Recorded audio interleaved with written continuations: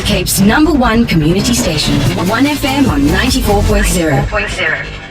And welcome to another edition of Biz Boost. This is episode 3, which is now on YouTube, but it's also being aired on 1FM 94.0 at the same time, every Wednesday between 3 and 4 on the lunch show between 12 and 4 on 1FM 94.0. I'm very excited today because when it comes to technology, and I'm just going to drop a little bit of a hint. I'm a bit of an Apple fan, so we're going to go down that way. But I don't want to take away all the glory. I want to say good afternoon or good morning, depending on where you are in the world, to Chantel. Welcome. Thank you, Ian. How are you? I'm very well. Are you an Apple fan?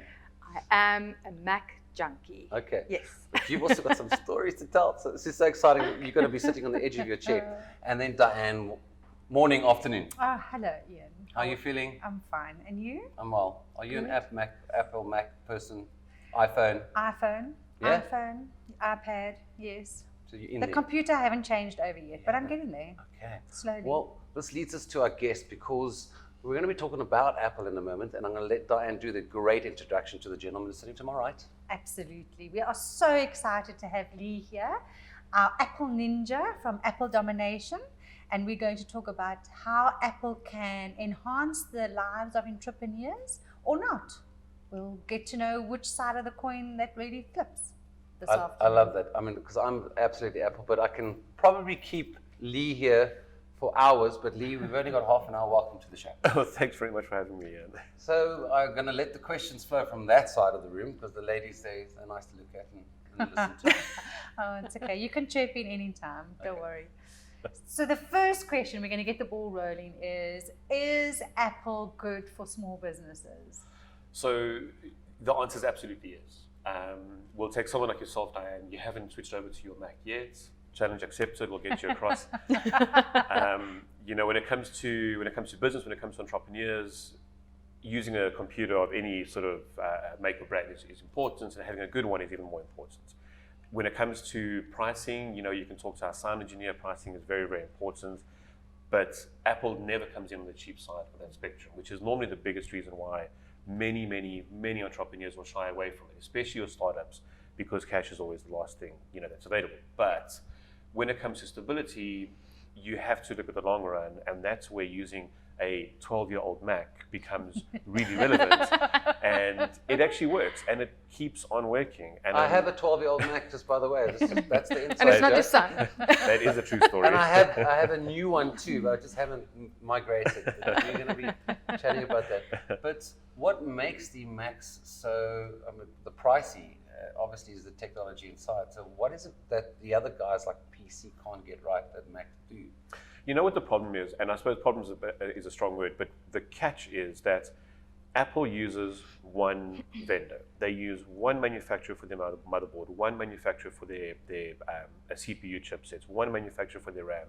Whereas PC and any other brand will use whoever is available at that time and whoever they have contracts with. When it comes to your big brands, your HPs and your Dells and Aces, they have their various contracts and they all use different manufacturers, which works for some and often doesn't work for others. Whereas Apple has their brand, their manufacturers, their producers, and it just tends to work. When you only have one platform, it works. So, in other words, what Apple Mac I buy in the States, I'll buy the same one in the Netherlands, I'll buy the same one in China, and I'll buy the same one in South Africa. And it's all been made by the same. And they usually cost the same, right? Well, The exchange rate. Exactly. Okay. But the theory is, yes, they cost the same. They have a global pricing attached to them. Obviously, various countries have various exemptions as well as the opposite of exemptions, where countries like ours have slightly higher taxes when buying Apple products. So it doesn't always benefit everyone, but the theory is, yes, it is generally the same price. You can imagine how much the import duties is now in China for an Apple Mac. And going from the US Oh, here, my it's goodness. crazy. Well, if they can get there, hey? That's Yes. it. So, but basically, so that allows programming companies like Adobe or ProSound, I'm just using radio terminology programs, to be able to make and fine-tune a program for a particular model of a Mac, and it'll work in the whole world because you've got a sound card, you've got a graphics card, you've got a hard drive that it'll fit in all of them. Is that sort of the... You used the right terminology. Well done. That was great. Oh, And super now impressed. it's apps. I think with my Mac, I download apps all the time. So before I used to use something like Photoshop or Adobe Illustrator or InDesign. I don't use those anymore. The apps that are on the App Store is amazing for graphic design. So I just download an app. It's usually about 400-500 rand, at the most 1,000 rand for app.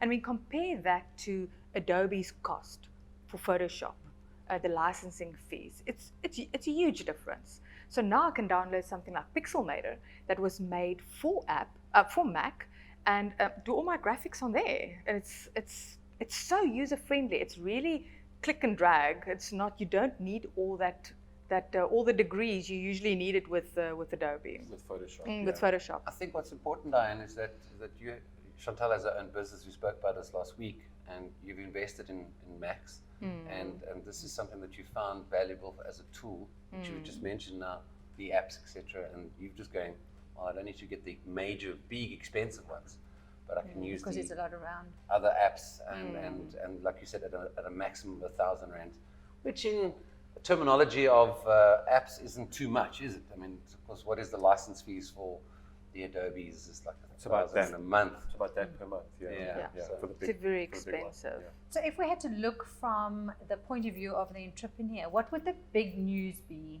about or for Apple at the moment? Well, on Monday evening, they had their annual developers conference. It's called WWDC, and what that basically is it's a time for Apple to bring their developers around the world together in one space in California, where the mothership is, and they basically, it's a big PR event at the end of the day. It's a big splash about how well Apple's doing, and contrary to popular belief with China and all those things, it really is. But the developers, the people that are making those apps, Pixelmator and Adobe and games, and they all come together and they have a big share of the pie, and they actually find out exactly what's happening in the back end of Apple. And they announce normally good things. Like, for instance, they announced on Monday that the iPad Pros, the big boy models, are getting their very own operating system. Oh, nice. It sounds really geeky and very boring, but at the end of the day, it means that you can start to use a mouse with the iPad. You can start to use a keyboard in a way that people want to use it. They want to turn their iPad Pros into a computer, not just a Netflix glorified device. Because it's quite nice and it's small. It's amazing.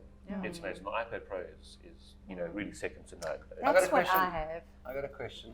Bragging. I got a question.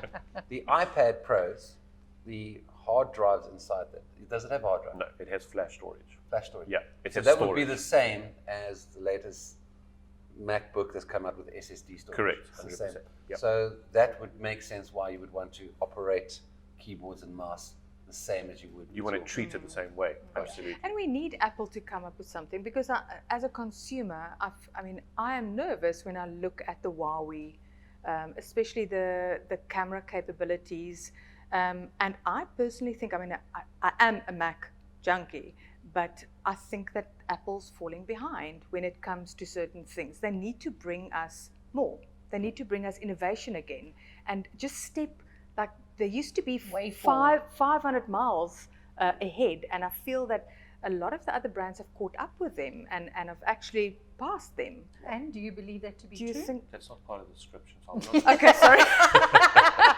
No, you know what? It's a really relevant and pertinent point, because Apple was always the trendsetter. They were the ones that were picking up the technology and that were actually using it for consumers. They were the ones that were setting that. Samsung would follow that, and they would have that sort of 1-2 battle backwards and forwards. Yeah. Now it's a 1-2-3 battle with Huawei and Apple and Samsung.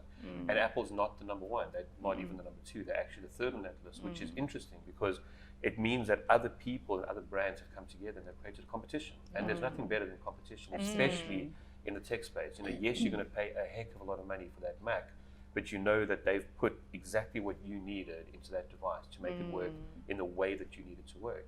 And if Huawei keeps on making, with all of this drama going on right now, if they keep on making cameras the way that they're making it, Apple will definitely have to step up their game, and so will Samsung for that matter. Yeah, Yes. absolutely. It can only be a good thing for competition. And to be fair, they are innovating.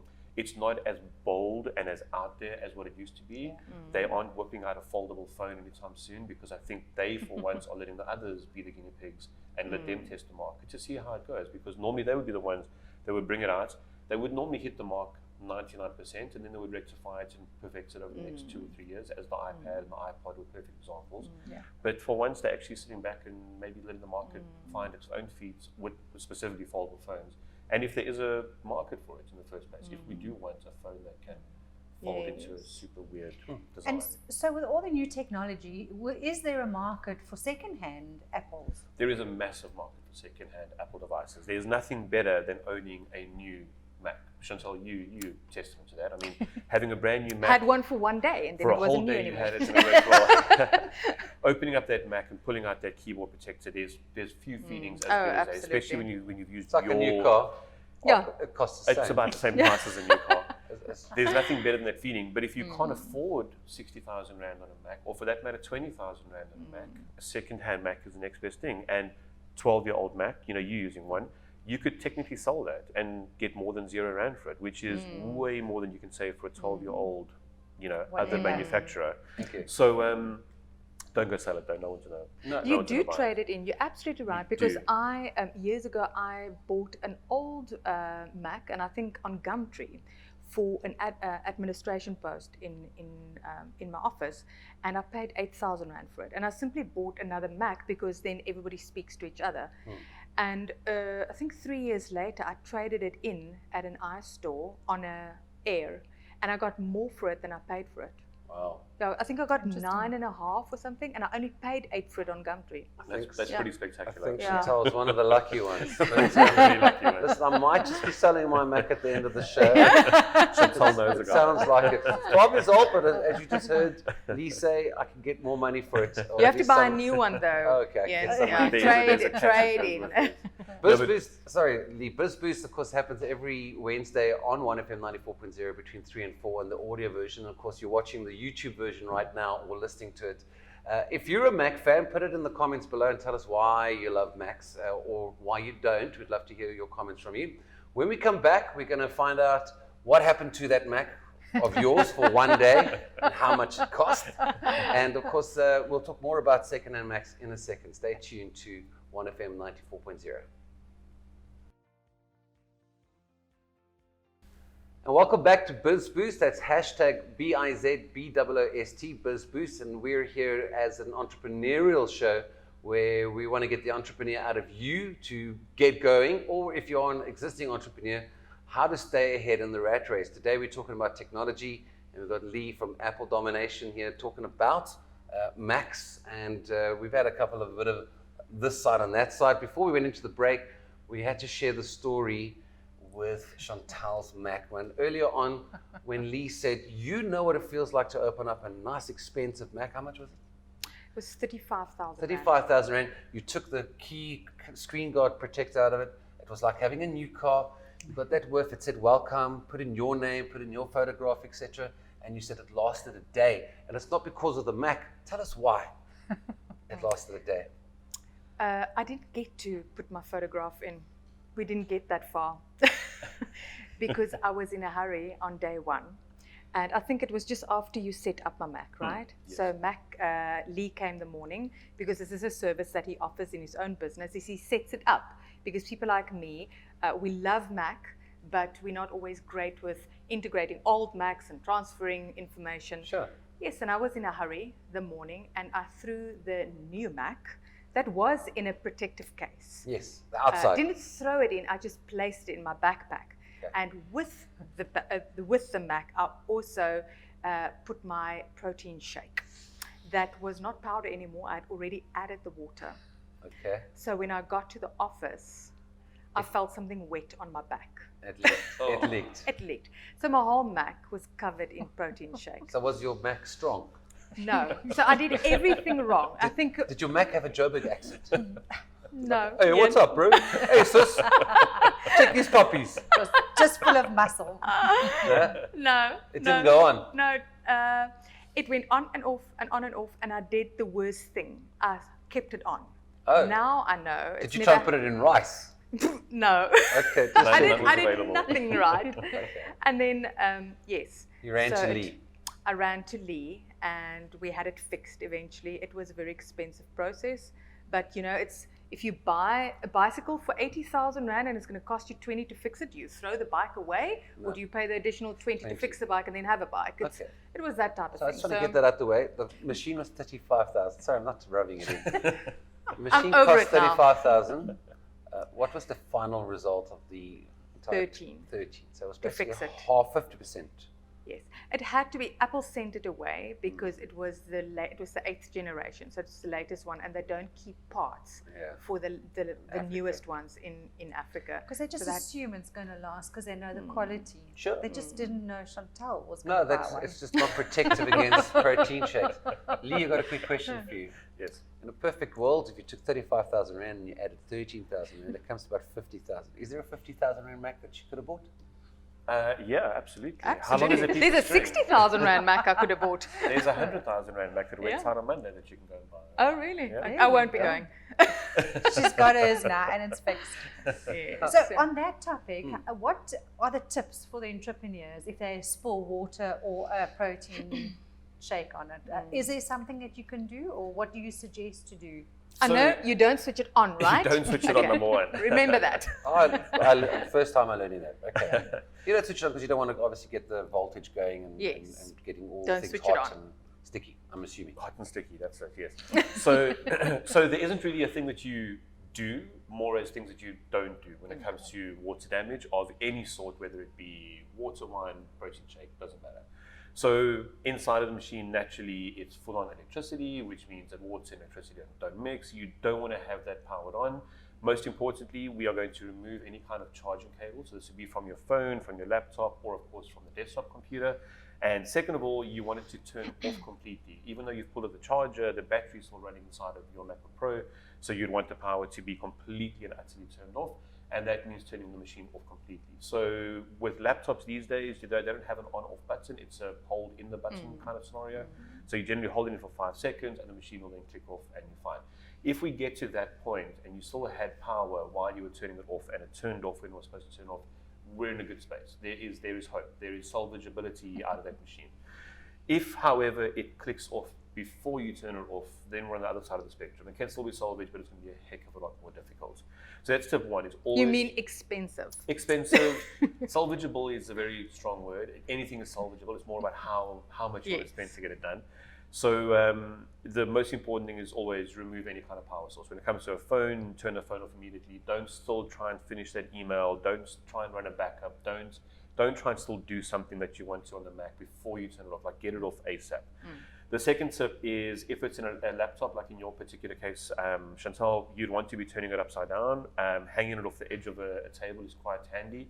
Let the lid hang off the edge and let the keyboard be upside down on top of the table. Oh, that's interesting. Putting it on top of a towel, would then allow us to actually see the liquid come out, just so we can make sure that there is liquid inside and it's coming out. And it would allow the liquid to drain, because the way that the laptops are designed these days, regardless of manufacturer, is the keyboard is always above the motherboard. You don't want the liquid to get down to the motherboard. Okay. So if the liquid hits the keyboard, it's not great, but it is a way lot better than if it gets to the motherboard. So turning it upside down immediately is very, very important. Oh, that's such valuable information. Not turning it onto its side, trying to drain it out the corners, something that's even worse. Turn it upside down and leave it like that. A third step would be you can attempt to dry it out with something like a hair dryer, but that is extremely risky. Hair dryers naturally blow warm air. You don't want to be blowing directly onto the keyboard, because first of all, you would of course be flipping the laptop back upright again, which means the liquid could drain. We want to keep it upside down. If you have a cage scenario where you can get to the Mac still from underneath the table, that would be the perfect scenario. Having a cool fan would actually work best, because then it's cool air, it's moving air, and it's busy draining upside down. It's kind of like the best of both worlds. Using a hairdryer directly on the Mac will not only actually damage it with the heat, but will actually fry and melt the keycaps on the keyboard. They'll actually begin to blend into the chassis, which is not going to help either way. On your phone, if you put your hairdryer on the phone, you can actually warp the screen and damage the retina space. So it's not great at all. And then finally, do not turn it on until you've chatted to Lee or the likes of Lee. Find someone that's going to help you to assess the machine. She's done this before. Don't try and turn it on and see if you've been lucky about it. If it's been an hour or 2 or 3, I can tell you now that we're not out of the clear yet. We're talking a 24 to 48 hour window to let it dry properly. And if you have a fan, we can speed that up a little bit, but there's definitely no work further done today, if that makes sense. So let someone like myself as a consultant get inside, open it up, and find out exactly how far the liquid has traveled, because once we get inside and we see it's waterlogged, then we know we're talking a category 10 water drop. If it's a couple of drips and drops here and there, we can still manage to dry that, we can still get it to work afterwards, and potentially salvage the components that are damaged. The moment that we apply power to it, remember that there's going to be electricity inside, and those electrons flow extremely quickly, which means whether it's 1 second or a minute, so the moment there's voltage and there's the smallest drop of water, and that voltage decides to jump rails, it's going to be very expensive to fix afterwards. So the whole thing of putting your phone into rice, does that work? You know, it hasn't been proven to not work. Okay. If that makes sense. There's no people that rock up out of nowhere to fix your phone like they say when you put it in rice, but it definitely does help. The rice does draw moisture out of devices. Sure. If you have those little silica gel packs from your shoes, if you're a hoarder of those things, that would be really great to put around your phone, because that literally will draw the moisture out. So when you buy your next pair of shoes, Save them. Keep all of them. Keep them somewhere safe for the next time. Just that in you're case you drop your phone in the totally. toilet while playing Game of Thrones. I must Play admit, Game of Thrones. I've been a laptop user probably from the early 2000s when I could start affording them. And that's the first time I've actually had that kind of advice. And I think that Very alone, valuable.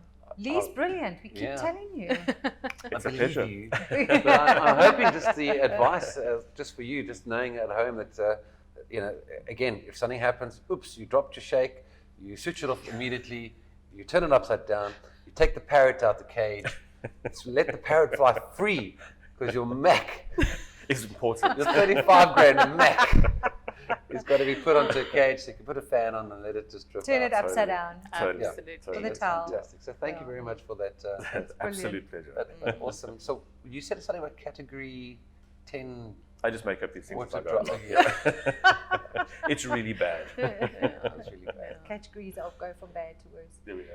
So tell me about death drop. Death I had to drop. remember what I that make up word these was. terms again. Oh, as I there we along. go. No, so by death drop I mean dropping your phone from anything higher than about probably 20 centimeters. That's generally sort of where you have a minor heart attack when you drop your phone onto any kind of surface, even a wooden surface like this. So dropping a phone normally will not incur any kind of internal damage, normally. Dropping it from a meter or 2 or 3 onto concrete, you're probably going to cause some damage. But off the side of a bed, which is very common these days, off of a table, off of a desk, that kind of meter high drop, you're normally looking at a cracked screen, maybe a cracked LCD, and maybe a chassis damage around the edges where you might have to have that panel beaten. In that scenario, there's no point in turning it off. If it's still working, great, you've at least avoided that major problem. In order to avoid that, first of all, don't drop your phone. Second of all, make sure you've got a good I do cover that on your all the phone. time. So covers come in pretty much 2 different designs. You have the cover that has got the lip around the edges, and the cover that doesn't. And you look at Diane's phone, she's got that really big lip around the edges, which is really important. So if it falls I face drop down, mine often. right? If it falls face down, you're at least going to have that 90% chance that it's not going to crack. If you don't have that lip around the edges, you've got a really good chance that it's going to crack. If it drops in the corner, pretty much regardless of which cover you have, it's going to have some damage. But don't spend 50 rand on your cover. Spend 300, 400, up to 1,000 rand on a cover these days, because to replace these screens, It's going to save the phone. exactly. right? And if you've seen the price of a screen lately, between 1 and 10,000 rand, Sure. you want to have it protected as Absolutely. well. We've spoken a little bit about, or we've spoken a lot about the protection of your app or your phone. I want to just mention something, or let us speak about something. I think a big thing around Mac was, or drawback was, people don't always feel comfortable with apples. I've often found that when new people start at my company, and we run everything on Mac, so we don't send emails to each other, you airdrop information, and we all work on the cloud, and it's just for storage, everything is just easier. So whenever you start at Elim, you have to go on a course to learn how to operate an Apple, and people are terrified of them, and I think it's because they have this illusion that they're so difficult to operate. And something, Lee, that I find very interesting is how the iStore has overcome that. I don't know if you've noticed, Ian, how they've created play areas for people. So even children walk into an Apple iStore and you can do anything on that app. It's You not can a download a typical movie, store. you can send. Oh, I didn't know that. You can do anything in that I'm a app touchy store. kind of guy. Yeah. And usually when I walk into a shop, I touch it and it looks at you. What are you doing? But you can do that in an iStore. You can Go go. to the iStore. But let's compare with an iStore with, I don't know, what other brand of Lenovo or Asus or whatever. I mean, if I walk into a store that sells a normal PC, I don't have access to play with everything. There's not even Wi-Fi in the store that I can play. But Apple has made it completely accessible for me. And they want me to play. They even want my children to come into the store and play as much as I can try it out. And the more I try it out, the more I'm comfortable with the device, the bigger the chances that I'll buy it. Absolutely. Because I know that people are hesitant to buy it because the whole touch screen, 2 fingers, 3 fingers, moving up, down, scrolling different pages, they're fearful of Apple.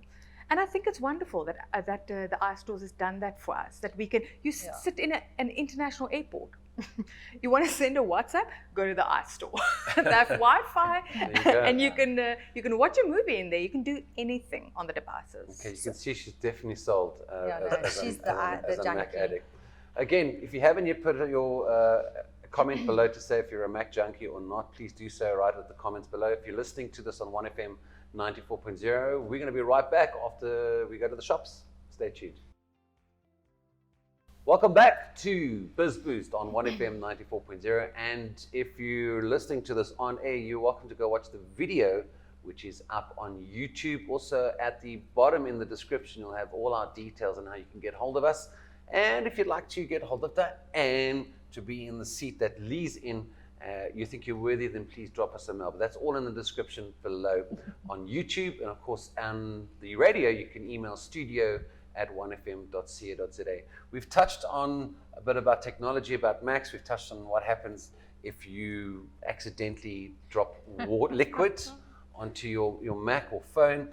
We've sort of answered the old wife's tale. Does rice absorb liquid? And it's not a yes or no, but we know that silicone balls from your shoes do. So we've learned this. We've also learned that anything higher than 20 centimeters is called a death drop in Lee's terminology of when phones are going to die and break. Give us 5 tips for the business entrepreneurs out there. Okay, so tip 1, 2, and 3: back up, and back up. No. Have you backed up, Chantal? I think I have something on my computer that says Chantal has iCloud backed that does it for me. Chantal's backed up. She's good. No, Lee set it up. Oh, yeah. Yeah, no, she's well sorted. done. Number 1 is most definitely backup. There is nothing worse. I feel like a doctor sometimes when people come in with a water damage machine, and the first question I'll ask them is, "Where's your backup?" And I say, "I was going to, I meant to, I didn't." And there's just simply no way to come back from something as bad as that. So number 1 is use backups. Use a hard drive, use the cloud, do whatever you need to do. Mac has a built-in Mac utility called Time Machine, which is just beyond amazing. It is easy to use, incredibly simple to set up. I can walk you through in a matter of 30 seconds on how to get it going, and you're done. You know, it's that good. And when it comes crunch time to get your data back, it is as simple again to use. Fantastic. Number 2, on that note of hard drives, is get onto the cloud. Stop using hard drives. Stop plugging in USB drives and taking it to granny's computer and then to admin's computer. Stop working with that kind of older technology that has moving points of failure, wear and tear, and human factor. Push everything onto the cloud. Use services like Dropbox and iCloud and OneDrive, and there are so many options that are super affordable. Get your stuff off your machine to the cloud. The new Mac doesn't even have a USB port. That's a whole nother discussion we're going to have. I was so shocked. And it's still 35K. It's still- the previous one adapter on didn't top have a of that. CD-ROM. So if you Okay. Number 3, get some kind of remote connectivity back to your machine. There's nothing worse than you planning your holiday, you're planning the getaway, you've got 30 days of downtime, but you're like, oh man, I've got to take the laptop with, because what if I've got to get that email? What if I've got to get that file? What if I need the cover of the passport for the kid's photograph? Get some kind of connectivity back to your machine. There are so many apps that are available that from your phone, you can connect to your desktop, to your computer, to your laptop for that matter, back at the home, back at the office, back to the lounge, and you can get full access to Give the us machine. one. use something like TeamViewer, use something like TeamViewer. a Jump Desktop, use something like AnyDesk. Some of them are free, some of them are paid. Like anything in Go and life, have a look and see. there are so many options you can go in. You would need that when you go overseas on business trips. Absolutely, Yeah. absolutely, Yeah. yes. So those are the first three. The fourth one is make sure that you have warranties or insurances in place. I know insurances, that whole discussion that we have about should I, shouldn't I, and you end up paying for years and years and years and you never need it, but it's that time when you don't have it and don't pay for it, and that's when, of course, that you need it. Any reputable Apple reseller in South Africa and around the world, for that matter, will always have extended warranty programs. The standard warranty is 1 year. Push that up to 3 years. Have 3 years peace of mind that if something mechanical breaks down in your Mac device, which, let's be honest, it can happen. We are fairly immune, but it can happen.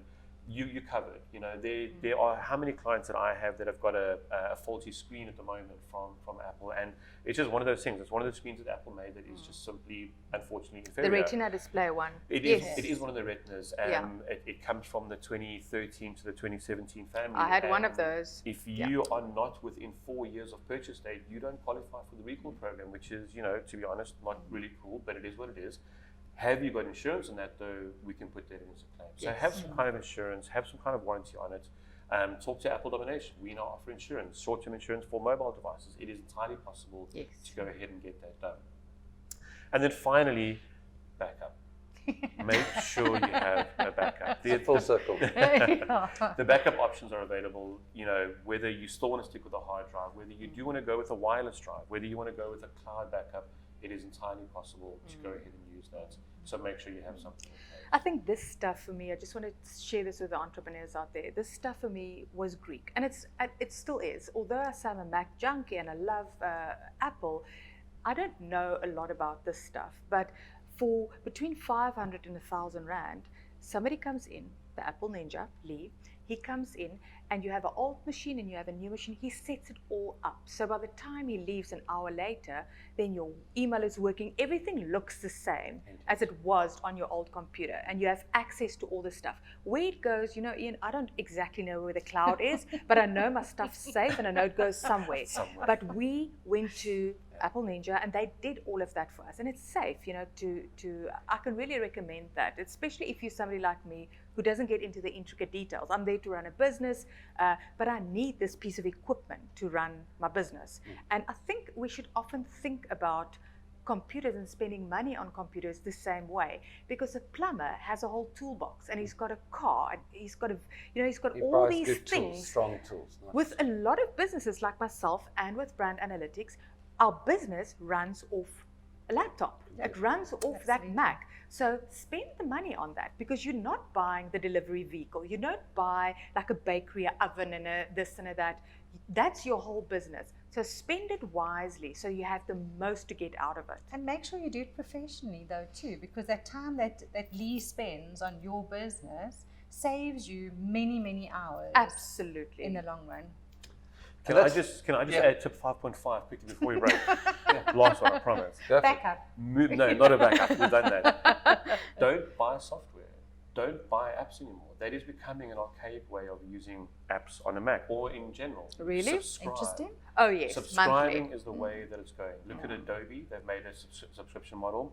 Look at Clean My Mac as a good example. You can spend 800 Rand per year, or you can spend 7 Rand per month. Yes. There are options that you can go and subscribe per month. Microsoft Office. You can spend 7 Rand a month? Yep. I just spent 800 Rand a year. Talk to Lee, he'll take care of it. Yeah, If phone Lee, possible. we'll send you his number. And speaking of which, when we come back, we're going to give you all those details on how to contact us, and of course how to contact Lee, because everyone's going, oh, I've got a Mac and I didn't know you could do all these things. So that's coming up next. So this is the part where we get to tell you all our details. Remember, if you were listening to 1FM 94.0 and you've got any questions, you can email studio@1fm.co.za. Our WhatsApp line is always 072 1234 940. Chantal? hello@chantalboyson.com. Fine. Diane@brandanalytics.co.za.